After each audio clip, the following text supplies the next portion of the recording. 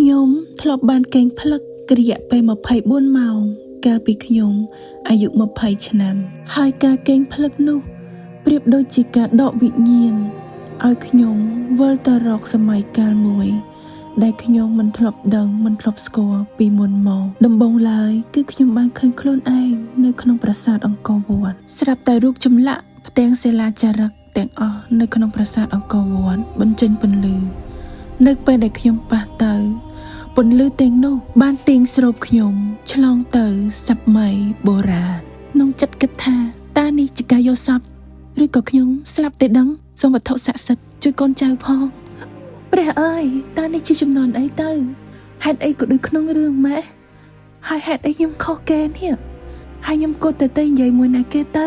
អំពូមីងប្រាប់ខ្ញុំបានតែថាពេលនេះខ្ញុំនៅណាមែនហើយនោះមិនមែនខ្ញុំទេចង់ចាប់ខ្ញុំទៅណាអត់ទេសូមចូលក៏ប្រនាមនាមនេះនេះបន្លំធ្វើជាប្រនាមពិតជាម្ចាស់ប្អូនមែនហេតុអីក៏ម្ចាស់ប្អូនត្រឡប់មកវិញនៅពេលនេះព្រះនាងសូមជួយខ្ញុំផងខ្ញុំមិនមែនជាខ្មោចដូចជាអ្នកភូមិនិយាយទេប្លែកមែនព្រះនាងនេះមកដូចខ្ញុំម្ល៉េះព្រះនាងជួយយកខ្ញុំចេញពីទីនេះផងខ្ញុំមិនមែនអ្នកនៅទីនេះទេតើហេតុអីមកខ្ញុំមកដល់កន្លែងនេះអត់ទេម្ចាស់ប្អូនមិនអាចទៅវិញពេលនេះបានទេការមកវិញនៅពេលនេះគឺមានហេតុផលសូមកុំខ្លាចអីយើងគឺជាម្ចាស់បងការមកវិញនៅពេលនេះរបស់ម្ចាស់ប្អូនគ្រាន់តែជាការមកវិញមួយរយៈខ្លីប៉ុណ្ណោះអាចថាការវិលមកវិញនេះដោយសារម្ចាស់បងនឹកម្ចាស់អូនពេក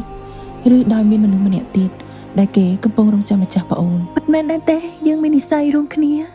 ចុះម្ចាស់បងមានព្រះនាមអ្វីទៅច្បាប់នគរមិនអោយម្ចាស់បងប្រាប់ព្រះនាមម្ចាស់ប្អូនទេម្ចាស់បងនិងម្ចាស់ប្អូនណាម្ចាស់បងមិនអាចទៅជាថ្មីបានម្ចាស់បងត្រូវនៅមើលថែទីនេះម្ចាស់អូននៅលេងទីនេះសិនទៅណាពិសេសនោះនៅមានមនុស្សពិសេសម្នាក់ទៀតដែលគេកំពុងតែចាំអូននៅមាត់ទឹករយៈពេលខ្លីនឹងយូរប៉ុណ្ណាទៅ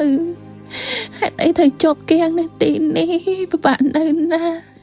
ខ្ញុំនឹកប៉ានឹកម៉ាក់នឹកប្អូនអត់ទូរស័ព្ទលេងអត់អ៊ីនធឺណិតអត់ Wi-Fi បាក់នៅណាពេលខ្លះនិយាយជាមួយគេស្ដាប់បានទៀតអូយលោកអើយលោកកូនថ្ងៃនេះប្រហែលស្នឹបស្នឹបចម្លែកម្ល៉េះអើយអភិនិហាកាត់ឡើងឲ្យមែនទេមិនបានព្រះនាងនៅទីនេះ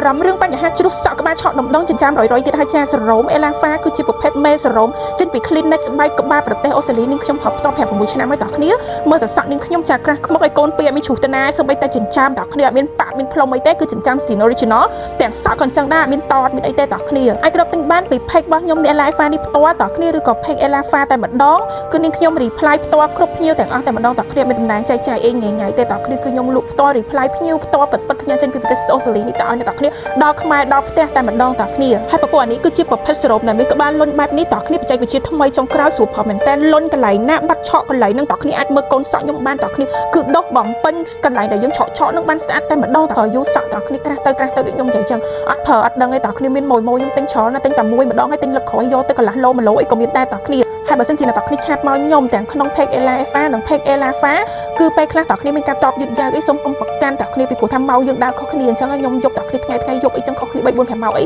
ក៏អ្នកតើគ្នាកុំប្រកាន់អីតែខ្ញុំនឹងព្យាយាម reply ឲ្យបានទាំងអស់គ្នាឲ្យក្បោះក្បាយពយល់ពីបញ្ហាសក់នឹងចាំនឹងហ្មងតើគ្នាអញ្ចឹងអរគុណតើគ្នាមែនតើជួបគ្នាវីដេអូក្រោយទៀតបើសិនជាមានអីអាប់ដេតថ្មីទៀតតើគ្នាអរគុណ